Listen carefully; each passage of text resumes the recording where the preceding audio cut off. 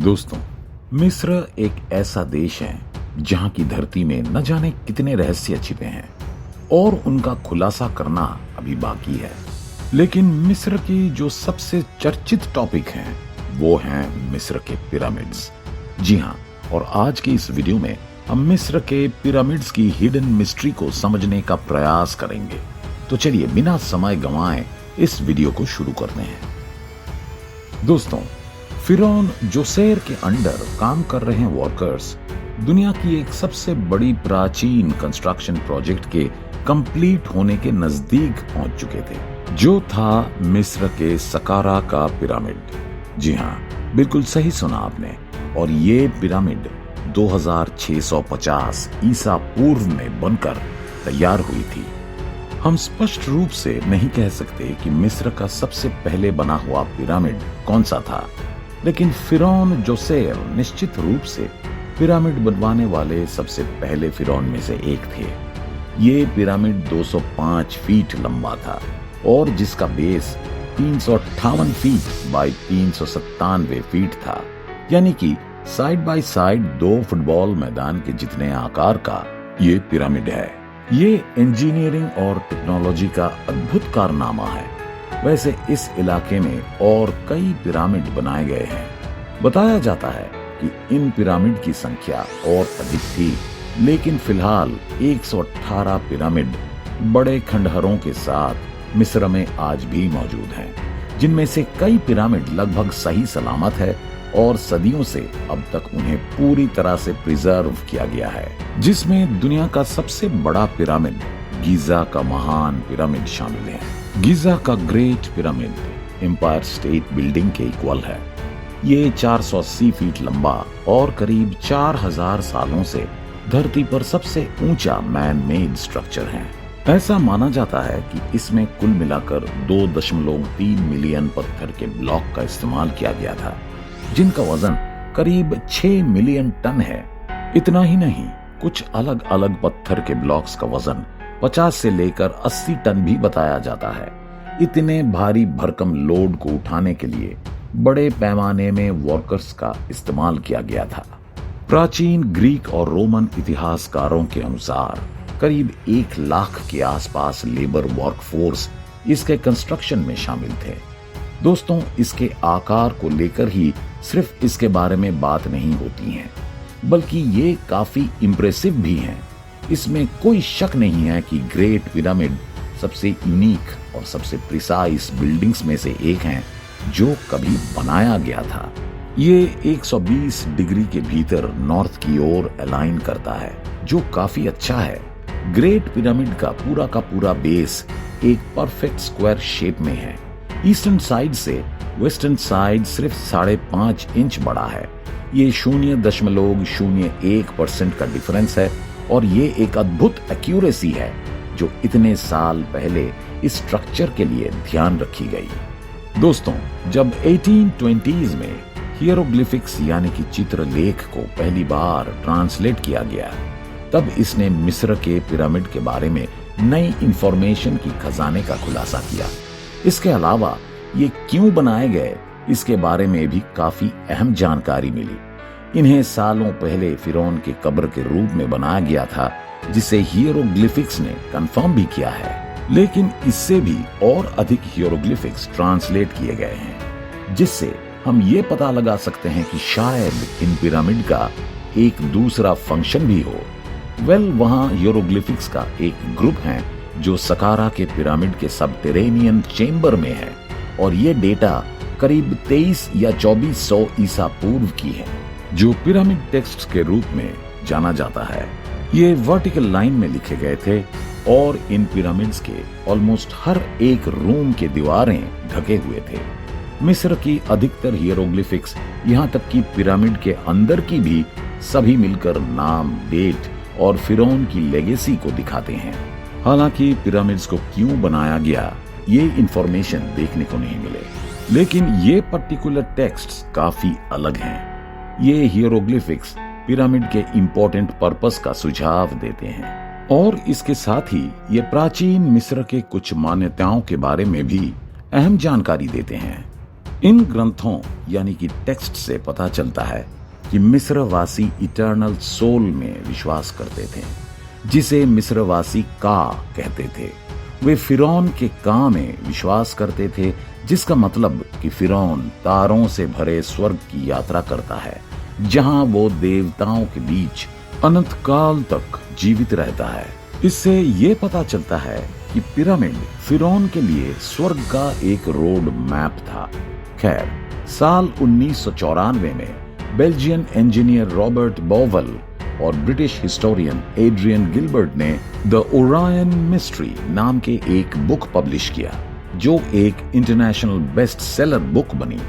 इस बुक का सेंट्रल सार है ओरायन कोरिलेशन, जिसे ओरायन कोरिलेशन थ्योरी के नाम से जाना जाता है। बुक के ऑथर का कहना है कि पिरामिड को इस तरह डिजाइन किया गया है कि वो ओरायन के बेल्ट कॉन्स्टेलेशन में स्टार के साथ अलाइनमेंट मैच कर पाए। हालांकि कुछ लोग मानते हैं कि ये सोल से कहीं अधिक है जो यात्रा करता है। साल 2012 में बेल्जियन ऑथर फिलिप कोपेंस ने ओरायन कोरिलेशन थ्योरी के आइडिया को और एक्सपैंड किया। उन्होंने इस आइडिया का समर्थन करते हुए कहा कि हो सकता है पिरामिड के बिल्डर्स का मकसद था कि पिरामिड शाफ्ट्स सीधे ओरायन पर पड़े, लेकिन फिरौन को स्वर्ग में ट्रांसपोर्ट करने की बजाय उन्होंने सजेस्ट किया कि असल में हो सकता है कि वे सीधे फिजिकल बॉडीज को ही ट्रांसपोर्ट करते हों।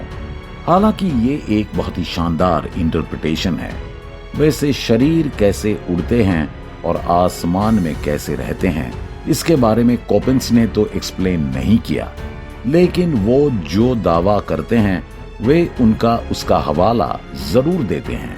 दोस्तों, पिरामिड मिस्र के साम्राज्य का सबसे फेमस और रिमार्केबल एस्पेक्ट है, लेकिन उन्हें सिर्फ एक शॉर्ट टाइम के लिए बनाया जा रहा था।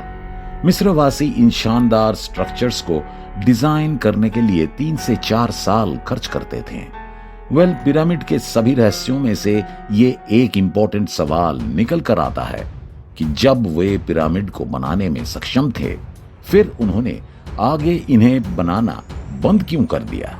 दोस्तों, लेट 90s और अर्ली 2000s में कई नई थ्योरीज उभर कर सामने आई और इस बात को एक्सप्लेन करने की कोशिश किया कि आखिर ऐसा क्या हुआ होगा, और इन थ्योरीज के अनुसार ये पता चलता है कि इन्हें मन में बहुत ही विशेष उद्देश्य रखकर बनाया गया था, और जब उद्देश्य फुलफिल हो गया तो मिस्रवासियों को और पिरामिड बनाने की कोई खास जरूरत नहीं पड़ी।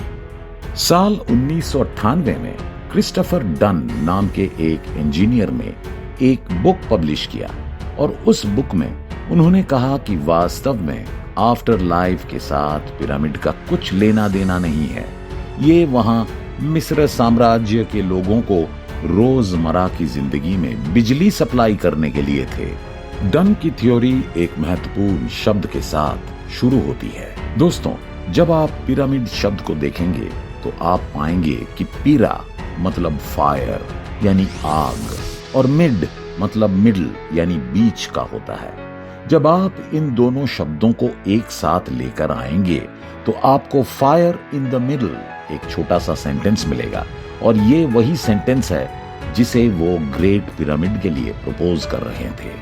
दोस्तों, इस बात को ध्यान में रखते हुए डन के जैसे मॉडर्न डे के इंजीनियर ने पिरामिड के इंटरनल स्ट्रक्चर के लेआउट को एग्जामिन करने की शुरुआत किया। गिजा के पिरामिड के अंदर 3 चेंबर हैं, सबटेरेनियन चेंबर, क्वींस चेंबर और किंग्स चेंबर।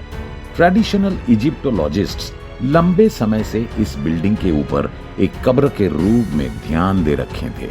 उनका मानना था कि फिरौन के शरीर को किंग्स चेंबर में रखा जाता था और बाकी 2 चेंबर को तब इस्तेमाल किया जाता होगा जब पिरामिड के बनने से पहले ही फिरौन की मृत्यु हो जाती थी। हालांकि गिजा के पिरामिड में एक भी मानव अवशेष या फिर अंत्येष्टि के ऑब्जेक्ट्स नहीं पाए गए हैं, लेकिन ये एक मुद्दा हो सकता है। जब आप इन चेंबर को देखेंगे तो आपको दिखेगा कि ये अलग अलग फंक्शन के लिए काम कर रहे हैं। अमेरिकन इंजीनियर जॉन कैडमैन ने भी इस थ्योरी का समर्थन किया है। उन्होंने इस पर लेट 90s में भी अपनी राय दी थी जब ये थ्योरी लाई गई थी। उन्होंने कहा कि इस बिल्डिंग के पास एक मैकेनिकल फंक्शन है, यानी किसी प्रकार के पंप जैसा। जी हाँ।